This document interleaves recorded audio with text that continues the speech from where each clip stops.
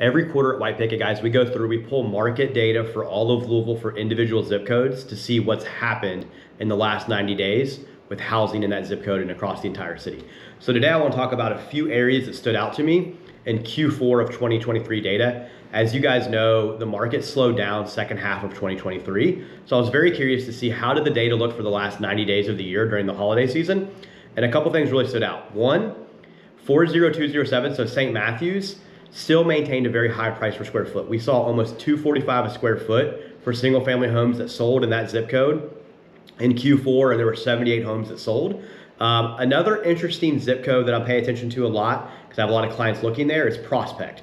So 40059, 66 homes sold, average price per square foot of $275.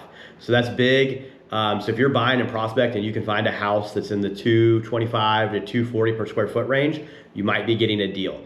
And this is the reason we pull this data, guys. We want to be educated for our buyers when they're looking to make an offer. We actually, as a brokerage, will pull market data before submitting an offer to make sure, are we getting a deal? How is it priced? You know, there's a lot that goes into that. We don't want to give away all of our secret sauce, but that's part of the reason that we're always looking at this data for you guys.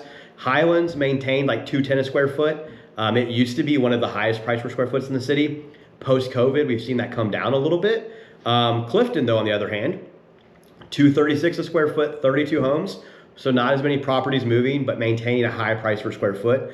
A zip code that I also pay a lot of attention to, I live in it, and I've always been bullish on it, is 40222. And we saw a 50 home sell for $211 a square foot. I think that that is one of the best buying zip codes in the city.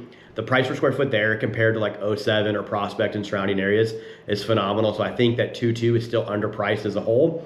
And I frankly felt that way for several years. It's continued to incrementally grow in price per square foot, but I still think that that's a zip code to pay attention to. Guys, if you have questions about market data or how we look at that when you're buying a home to make sure that you're buying right, shoot me a message and I'm happy to share with you additional zip codes data or how we take this data and turn it into you buying a great home.